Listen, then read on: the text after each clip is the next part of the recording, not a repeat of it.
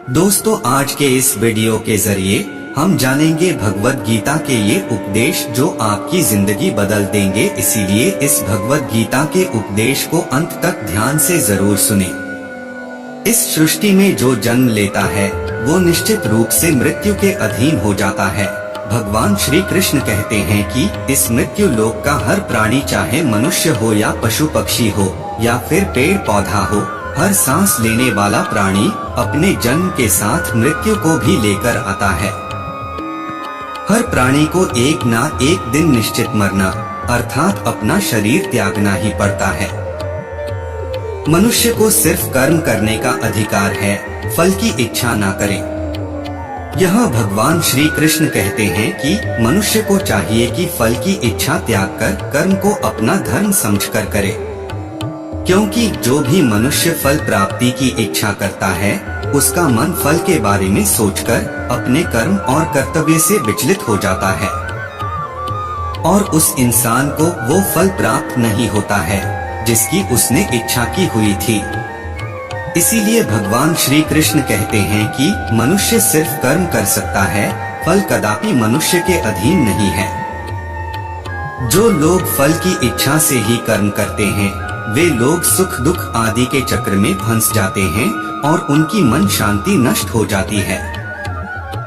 भगवान श्री कृष्ण कहते हैं कि मनुष्य अपने फल की इच्छा को त्याग कर कर्म को अपना धर्म समझकर करे तो उसको फल अवश्य मिल जाएगा, परंतु उस फल को भगवान की इच्छा समझकर स्वीकार कर ले।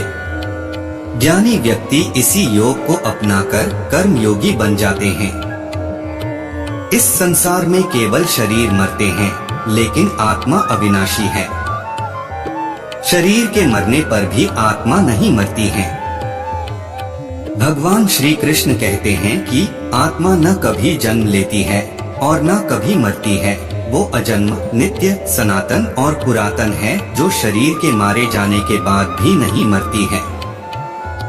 जो सचमुच ज्ञानी होते हैं वो ना उनका शोक करते हैं जो मर गए हैं और ना ही उनका शोक करते हैं जो अभी जिंदा है, क्योंकि वो जानते हैं कि जो मर गया है वो फिर से जन्म लेगा और जो अभी जीवित है वो अवश्य ही मर जाएगा। मरने वाला फिर से जन्म लेगा, क्योंकि केवल शरीर का नाश होता है। शरीर के अंदर जो आत्मा है वो कभी भी नहीं मरती है, क्योंकि आत्मा को ना कोई शस्त्र काट सकता है और ना ही उसे अग्नि जला सकती है और ना ही इसे वायु सुखा सकती है।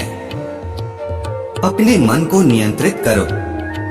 भगवान श्री कृष्ण कहते हैं कि मनुष्य के शरीर का एक अदृश्य अंग मन है जो दिखाई नहीं देता, परंतु वही इस शरीर का सबसे शक्तिशाली अंग है। मनुष्य को मैं के घमंड की मदिरा पिलाकर मदहोश करने वाला पाखंडी केवल ये मन ही है। उसके हाथों में मोहमाया का जाल है जिसे वो मनुष्य की कामनाओं पर टालता रहता है, उसे अपने वश में करता रहता है। अपनी खुशियों से भी और अपने दुखों से भी मोह करता रहता है। किसी भी मनुष्य को उसका मन जीवन के अंत तक अपने इस जाल से निकलने नहीं देता। अपने रस्सी में बांधकर उसे तरह तरह के नाच नचवाता रहता है।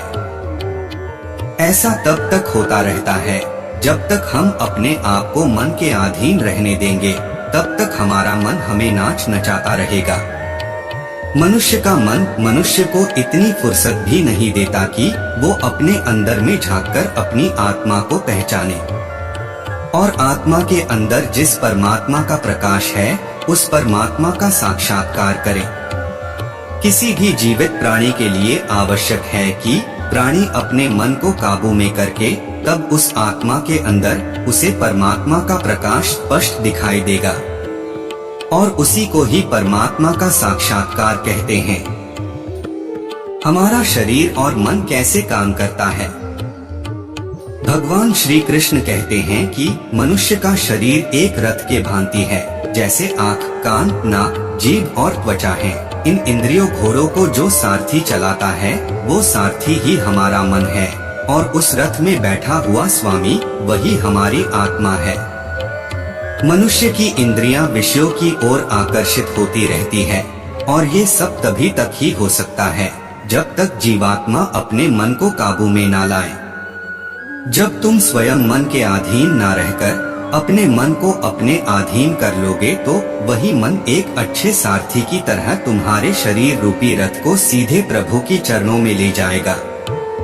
यदि मन तुम्हारा स्वामी है और तुम उसके अधीन हो तो वो तुम्हें माया के बंधन में जकड़ता रहेगा। और जब तुम अपने मन पर काबू पालोगे और उसके स्वामी हो जाओगे तो वही मन तुम्हें मोक्ष के द्वार तक ले जाएगा। हम सब जानते ही हैं कि दुख के समय ज्यादा विचलित नहीं होना चाहिए। सुख और दुख जीवन के दो पहलू हैं, जो हर किसी के जीवन में आते जाते रहते हैं। भगवान श्री कृष्ण ने गीता ज्ञान का उपदेश देते हुए कहते हैं कि व्यक्ति को सुख और दुख दोनों में समभाव रहना चाहिए। मतलब हमें न तो दुख में दुखी होना चाहिए और न ही सुख में अधिक खुशी होनी चाहिए। भगवान आगे कहते हैं कि जो मनुष्य सुख और दुख में विचलित नहीं होता वह निश्चित रूप से मुक्ति के योग्य होता है। सुख और दुख मौसम की तरह ही आते रहते हैं, लेकिन इंसान को इनसे विचलित नहीं होना चाहिए। दूसरे अध्याय के 57वें श्लोक में भगवान कहते हैं कि जो व्यक्ति ना तो खुशी की प्राप्ति होने पर खुश होता है और न ही दुख की प्राप्ति होने पर दुखी होता है, वह पूर्ण ज्ञान में स्थित है। गीता ज्ञान क्रोध पर रखे नियंत्रण। गीता ज्ञान का उपदेश देते हुए भगवान श्री कृष्ण कहते हैं कि हमारे शरीर की इंद्रिय विषयों का चिंतन करते हुए व्यक्ति की उनमें आसक्ति उत्पन्न हो जाती है। आसक्ति उत्पन्न होने से व्यक्ति उन चीजों को प्राप्त करने का प्रयास करता है। यदि वह उस चीज को पाने में सफल रहता है तो उसके अंदर लोभ आ जाता है, और अगर वह असफल रहता है तो उसके अंदर क्रोध का आगमन होता है। अब हर बार तो व्यक्ति सफल हो नहीं पाता, इसलिए वह क्रोध में पड़ जाता है। क्रोध से मोह उत्पन्न होता है, मोह से स्मृति विभ्रमित हो जाती है। स्मृति भ्रमित हो जाने से बुद्धि का नाश हो जाता है। जैसे ही व्यक्ति क्रोध करता है उसमें मोह उत्पन्न होता है और उसकी सारी स्मृति जाने लगती है। वह अपना सारा ज्ञान भूल जाता है, इसलिए हमें क्रोध नहीं करना चाहिए। क्रोध करने से तो हमारा स्वास्थ्य भी खराब हो सकता है। क्रोध करने से बहुत प्रकार की बीमारियों का सामना भी करना पड़ सकता है। गीता ज्ञान मन पर नियंत्रण रखें। गीता ज्ञान का उपदेश देते हुए भगवान श्री कृष्ण कहते हैं कि मन ही व्यक्ति का शत्रु है और मन ही सबसे बड़ा मित्र। अगर मन पर नियंत्रण कर लिया जाए तो मन ही व्यक्ति का सबसे बड़ा मित्र बन जाता है। हंस और अनियंत्रित मन व्यक्ति का सबसे बड़ा शत्रु बन जाता है। इंद्रिय विषय घोड़े हैं और मन उनका सारथी। अगर मन पर लगाम लगा ली जाए तो व्यक्ति परम कल्याण को प्राप्त हो सकता है, और अगर इसी मन को नियंत्रित ना किया गया तो यह व्यक्ति को नरक भी भेज सकता है। मन से परे बुद्धि है, बुद्धि से परे अहंकार है और अहंकार से भी परे है वह आत्मा। व्यक्ति को अपनी बुद्धि के जरिए मन पर विजय प्राप्त कर लेनी चाहिए।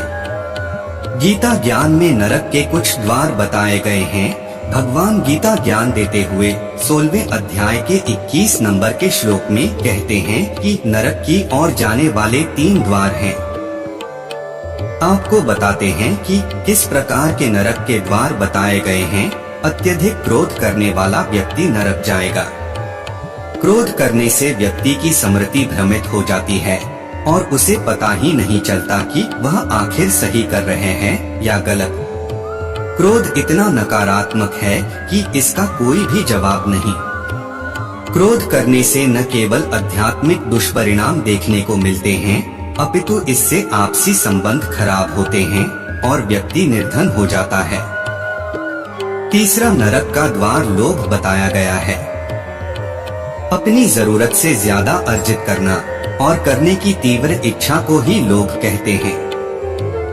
3 प्रकार की तपस्या भगवान गीता ज्ञान देते हुए बताते हैं कि वह कौन सी 3 तपस्या है जो हर सभ्य व्यक्ति को करनी चाहिए। पहली है शरीर की तपस्या।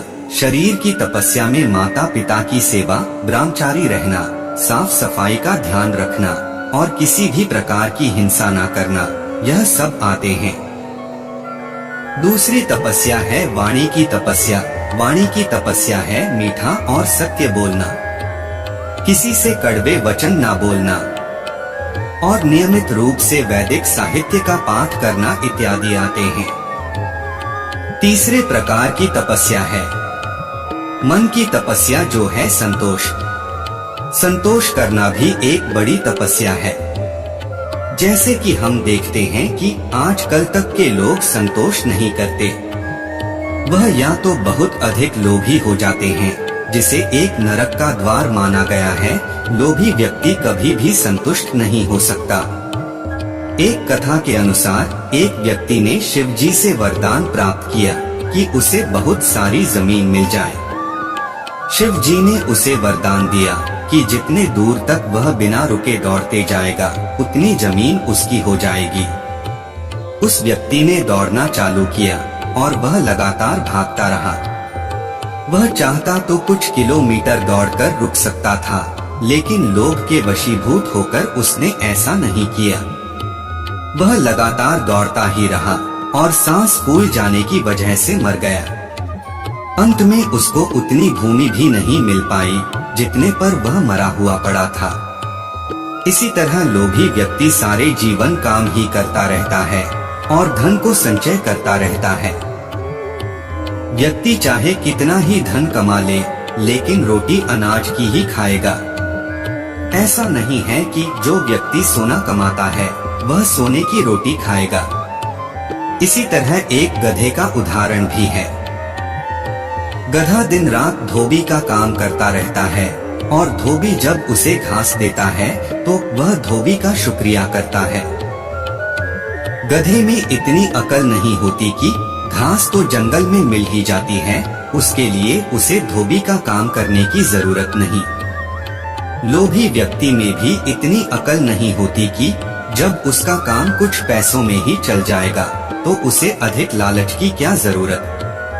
मेरे प्यारे मित्रों, हम आशा करते हैं कि हमारी यह वीडियो आपको अवश्य पसंद आएगी। हमारे इस चैनल पर नहीं हैं तो कृपया हमारे चैनल को सब्सक्राइब, शेयर और लाइक अवश्य करेंगे। फिर मिलते हैं नई वीडियो के साथ। प्रेम से बोलो राधे राधे।